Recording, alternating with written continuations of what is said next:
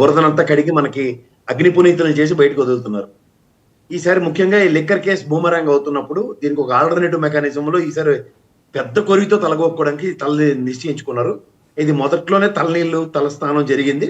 ఈ శిరోమండనం కార్యక్రమం దాకా తెరలేపే కార్యక్రమానికి తగ్గించడానికి ఒక పక్క విద్యాశాఖలో జరిగిన మొన్న అవినీతి వర్తవకులు అన్న విషయాన్ని ప్రస్ఫుటిస్తే డిప్యూటీ చీఫ్ మినిస్టర్ మన దేవుడు కానీ ఫస్ట్ విద్యాశాఖ మంత్రి సొంత కొడుకే రాజీనామా చేసే పరిస్థితి ఉత్పన్నమవుతుంది. ఇది చిన్న శతక విషయం కాదు. 60,000 మంది రీఎవాల్యుయేషన్ అప్లై చేస్తే 11,000 మంది పాస్ అవడం. అండ్ అపార్ట్ ఫ్రమ్ దట్ ఏదైతే 1,16,000 దగ్గర ఫెయిల్ అయిన క్యాండిడేట్లని మిగిలిన 50,000 పైచీలకు మంది అప్లై చేయకపోవడం ఇంకొక విషయం. సో దాంట్లోంచి వచ్చే కాన్సిక్వెన్సెస్ దీంట్లోంచి వచ్చే కాన్సిక్వెన్సెస్ ని ఒక తప్పు అనే ఒక గీతం చెరపడానికి ప్రతిసారి ఒక పెద్ద గీత గీస్తూ దాని మీదకి చర్చను డైవర్ట్ చేస్తూ ఈ 11 నెలల 12 నెలల పరిపాలన సక్సెస్ చేసిన ఈ ప్రభుత్వానికి నిజమైన నిరసన అంటే ఏంటో తెలిసి వచ్చింది. వాళ్ళు చేసుకున్న ఒక తప్పిదానికే వాళ్ళ ప్రభుత్వానికే పేక తుచ్చుకునే పరిస్థితి వచ్చినప్పుడు దీన్ని విరమించుకోవడం తప్ప ఇంకొక గత్యంతరం లేని నిస్సాయ స్థితిలో విరమించుకుందని మాత్రం నేను చెప్పగలను. ప్రసాద్ గారు, ఇంకో ప్రశ్న. ఇప్పుడు తుని రైలు దహనం కేసులో, దగ్ధం కేసులో ప్రైమ్ అక్యూజ్డ్గా ఉండి ఇప్పుడు జగన్మోహన్ రెడ్డి గారి పుణ్యమాని వాటి నుంచి బయటపడిన వాళ్ళు ఎవరైనా ప్రామినెంట్ వైఎస్ఆర్సీపీ లీడర్స్ ఉన్నారా? సార్ ఇవాళ ఒకటి చెప్పగలను సార్. ఆ రోజు కాపు సామాజిక వర్గం చెప్పిన అతిరథ మహారాజులందరూ ఒకే వేదిక మీదకి ఒకేసారి గలవినిపించారు. ఎవరో ఒక చిచోర బ్యాచ్ అనే చెప్పాలి. ఒక చిన్న చిత్తగా బ్యాచ్, ఒక బుర్ర తక్కువ బ్యాచ్ చేసిన ఒక దౌర్భాగ్యమైన చర్యకి అది రైల్వే కేసు దాకా లీడ్ అయింది. మీరు ఒక సీనియర్ జర్నలిస్ట్ గా రైల్వే కేసులకు సంబంధించిన విషయంలో ఈవెన్ నాకు తెలిసి నారాయణ గారు కూడా ఈ రోజు కూడా అటెండ్ అవుతున్నారండి. పాప ఆయన అటెండ్ అవుతాడు. ఏంటి ఆయన చేసింది పెద్ద క్రైమ్ ఏం కాదండి. రైలు పట్టాల మీద కూర్చున్నారు అంతే, ఒక ప్రొటెస్ట్ ఇంత జెండా పట్టుకొని. దానికే ఈ వయసు వచ్చిన తర్వాత కూడా పాప ఆయన అటెండ్ అవుతా ఉన్నారండి 30-40 ఏళ్ళుగా.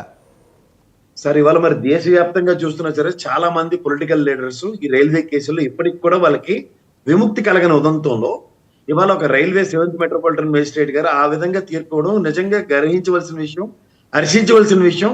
ఎందుకంటే ఎవరో చేసిన పనికి వీళ్ళందరినీ పనిష్ చేసే కన్నా ఆ రోజు ఇచ్చిన తీర్పు నిజంగా సువర్ణక్షరాలతో రక్షించుకోవాలి. ఎందుకంటే ఒక ఉద్యమ నేపథ్యం, ఎందుకంటే కాపు సామాజిక వర్గ రిజర్వేషన్ గురించి కానీ లేదంటే కాపు సామాజిక వర్గం జరుగుతున్న అన్యాయాల మీద కానీ ఏకతాటి మీద ఒక దగ్గర సెంటర్గా గలవినిమించడం ఉన్నది ప్రభుత్వానికి అది గొడవలు పెట్టిగా ఉన్న దగ్గర వాళ్ళు ఏమీ చేయని డొల్లతనం ఇన్నాళ్ళ బట్టి కూడా కాపు సామాజిక వర్గాన్ని ఎలక్షన్ ఓటు బ్యాంక్ కింద వాడుకుంటున్న ఈ తరుణంలో వాళ్ళకి ముఖ్యంగా పెద్దవాళ్ళు హరిరామ్ జోగయ్య గారు కానీ ముఖ్యంగా ముద్రగడ గారు కానీ వయసు రీత్యా కూడా ఇవాళ కాడొదిలేసే పరిస్థితిలో కూడా ఇంకా పర్సనల్ వెంజెంటాతో ఆ రోజు అధికారంలో ఉన్నప్పుడు కూడా ఆయన వ్యక్తిగతంగా ఏ విధంగా దూషించారో, వ్యక్తిగతంగా కుటుంబాన్ని ఎంత హ్యూమిలేట్ చేశారో మొత్తం రాష్ట్రం అంతా నివ్వెరపై చూసింది. కానీ ఇంకా మీ మీద అహంకారం కానీ ఓవరాల్ గా మీ మీద ఉన్న కక్ష కానీ తగ్గలేదనడానికి ఈ కేసు రూపనే ఒక ఉదాహరణ, నిలువెత్తు ఉదాహరణ. దీంట్లోంచి ఏంటంటే ఎవరెవరైతే ఉన్నారో నాకు తెలిసి ఆ రోజు సత్యనారాయణ గారు, రాంబటి రాంబాబు గారు ఇలాంటివి ఎవరైనా పెద్ద వాళ్ళందరూ వైఎస్ఆర్సీపీ నుంచి చాలా మంది లీడర్స్ ఉన్నారు.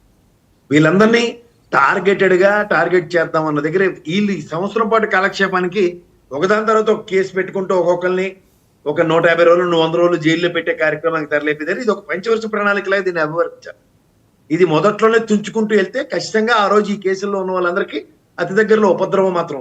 ఇంకా సర్ప్రైజింగ్ ఎలిమెంట్ ఏంటంటే ఇందులో మీరు పొద్దున్న మేము ఇద్దరు డిస్కషన్ లో కూడా చెప్తున్నాను, కాపు సంఘానికి సంబంధించిన ఏ ఒక్క నాయకుడిని ఇందులో పార్టీ చేయకుండా ఆ సర్క్యులర్ ఏ ప్రాతిపదిక మీద ఎవరైనా అదే సార్. అంటే ఒకవేళ క్యాబినెట్ రెజల్యూషన్ అయితే అట్లీస్ట్ ఉర్సాద్ బయటకు వచ్చినట్టు ఇది కూడా బయటకు వచ్చి ఉండేది. క్యాబినెట్లో రెజల్యూషన్ జరగలా, క్యాబినెట్ తీర్మానించాలా, దీని మీద డిస్కస్ చేయాలా. మరి ఏ స్థాయిలో నిర్ణయం తీసుకున్నారు? హోంమంత్రి గారి స్థాయిలో నిర్ణయం తీసుకున్నారా? హోమ్ సెక్రటరీ స్థాయిలో నిర్ణయం తీసుకున్నారా? ముఖ్యమంత్రి గారి స్థాయిలో నిర్ణయం తీసుకున్నారా? ఒకవేళ తీసుకుంటే ఉప ముఖ్యమంత్రి గారికి ఈ సమాచారం ఉంటుందా లేదా? నేను ఒక మాట చెప్తాను సార్. కేబినెట్ నిర్ణయం అయితే ఉప ముఖ్యమంత్రి గారు ఫస్ట్ జవాబుదారీ పరిస్థితికి సమాధానం చెప్పాల్సిన బాధ్యత ఆయన మీద ఉంటుంది. కేబినెట్ నిర్ణయం అయితే. రెండోది హోంశాఖ మంత్రి గారికి, గౌరవ అనిత గారికి అయితే నేను ఖచ్చితంగా చెప్తాను, ఆవిడకి ఇందులో బాధ్యత ఏ కోసానం లేదు. ఎందుకంటే వాళ్ళ ఆఫీస్ కి ఇందులో లెటర్లో సర్క్యులర్ ఇంటిమేషన్ మాత్రమే జరిగింది. ఎందుకు అంటే ఆవిడ దగ్గర లా అండ్ ఆర్డర్ ఆవిడ దగ్గర లేదు. గౌరవ ముఖ్యమంత్రి గారి స్థాయిలో ఈ నిర్ణయం జరిగింది అన్నది సుస్పష్టంగా తెలియజేయబడుతుంది. సో రెండు పార్టీల్ని as far as Pawan Kalyan గారిని, అనితమ్మ గారిని కనుక కన్సిడరేషన్ తీసుకుంటే వీళ్ళిద్దరూ కేబినెట్ నిర్ణయానికి శిరోధార్యం కానే కాదు, కేబినెట్ నిర్ణయం కానే కాదు. ఇది సుస్పష్టంగా తెలుస్తుంది ఈ సర్క్యులర్ లో ఇచ్చిన నేపథ్యం. మరి ఏ స్థాయిలో జరిగి ఉంటుంది సార్ నిర్ణయం చెప్పండి సార్? ఇది ఒక ఇండిపెండెంట్ వెంజెంట్ డెసిషన్ అనేది దీన్ని అభివర్ణించాలి సార్. ఇప్పుడున్న సినారియోలో దీన్ని గమనించగలిగితే అత్యంతం.